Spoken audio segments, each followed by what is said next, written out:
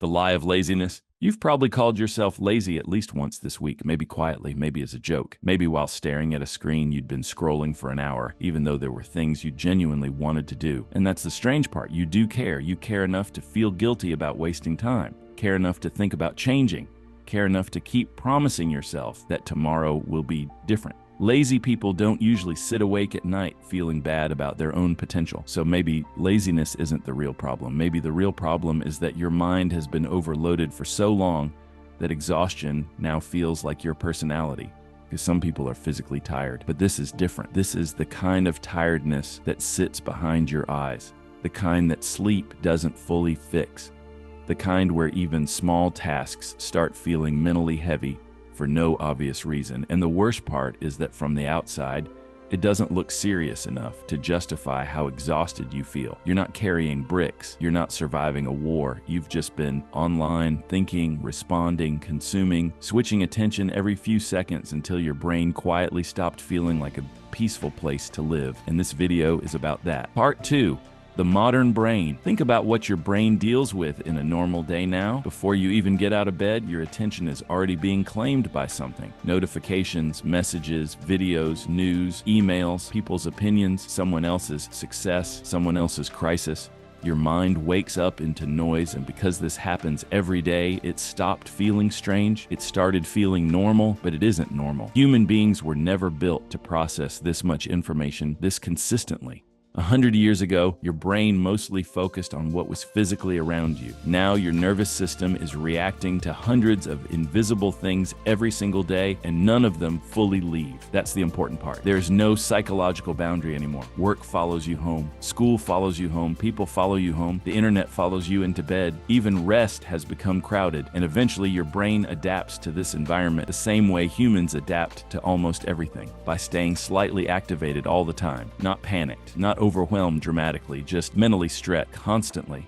Part 3. Attention fragmentation. One of the biggest problems isn't even stress. It's fragmentation. Your attention never stays in one place long enough to fully settle. You check one thing, then another, open a message, switch apps, watch half a video, reply to someone, forget what you were originally doing, and after enough repetition, your brain starts expecting interruption. Stillness begins to feel uncomfortable. That's why focusing feels harder now. Not because you suddenly became lazy, because your brain got trained for speed instead of depth. Fast content, fast rewards, fast stimulation. And when your brain gets used to constant novelty, slower things start feeling emotionally heavy. Reading, studying, writing, thinking deeply, working on long-term goals, not because they're impossible, because they can't compete with instant stimulation. So your brain naturally starts drifting toward whatever gives relief fastest, which is usually your phone. And the scary part is how automatic this becomes. Sometimes you don't even decide to pick it up anymore. Your hand just moves. Part 4, the overload loop. Here's where the cycle gets dangerous. You feel mentally drained, so you look for relief. And modern technology is very good at pretending to be relief. Scrolling feels easier than thinking. Videos feel easier than silence.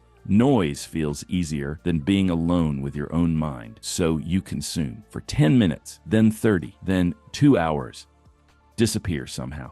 And afterward, you don't feel restored, you feel emptier, because stimulation is not the same thing as recovery. That's the trap most people never realize. Your brain on endless stimulation is not resting. It's staying activated. Every swipe, every short video, every notification, tiny dopamine spikes, tiny attention shifts, tiny mental costs, and eventually those tiny costs become your entire day. Then guilt arrives, because now the task still exists, except you also wasted hours avoiding it. So now you're exhausted and ashamed at the same time. And shame creates even more mental weight, which makes escape feel even more attractive. So the cycle repeats. Not because you're weak, because overloaded brains naturally look for low-effort relief. Part 5. Why you feel numb. Something else starts happening after enough overload. You stop feeling things properly, not completely, just enough to notice.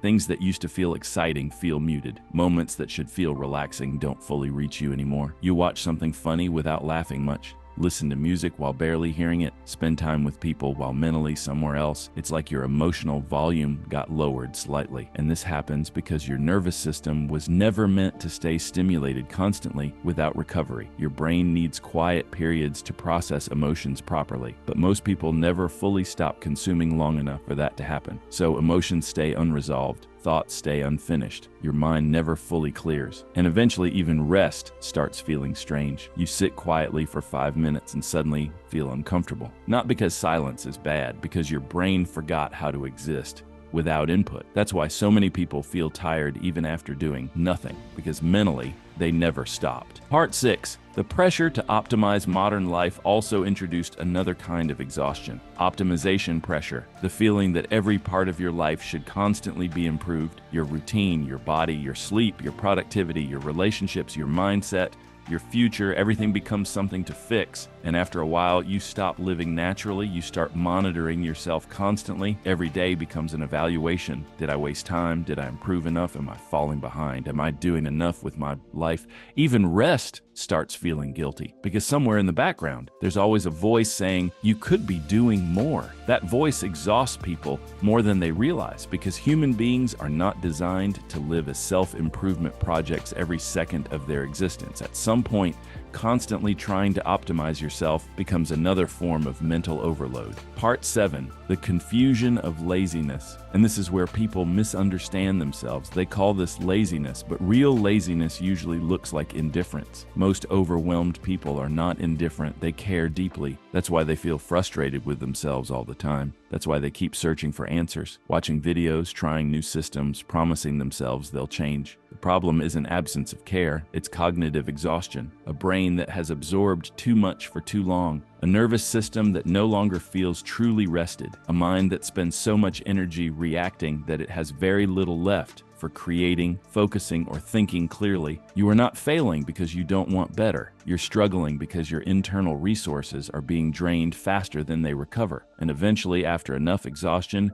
even simple things start feeling difficult. Not impossible, just heavier than they should. Part 8. The realization. So here's the shift. Maybe the exhaustion is real. Maybe your inability to focus isn't a moral failure. Maybe your brain is not broken. Maybe it's responding normally to an environment that asks for your attention every waking second, because modern life doesn't just consume time anymore. It consumes mental energy quietly, constantly, efficiently. And if you never intentionally protect your attention, eventually your inner world starts feeling crowded all the time. That's why clarity feels rare now. That's why silence feels unfamiliar. That's why rest doesn't fully feel like rest anymore. Your brain isn't weak, it's overloaded, and overloaded systems don't need shame. They need recovery. Not endless stimulation disguised as recovery, actual recovery, less noise, less input, less constant engagement. Because underneath all the exhaustion, distraction, guilt, and numbness, there's probably still a version of you that feels clear, a version that can focus, a version that can feel deeply, again, a version that isn't constantly running mentally. That version isn't gone. It's just buried underneath too much noise, and maybe understanding that is where things finally start changing.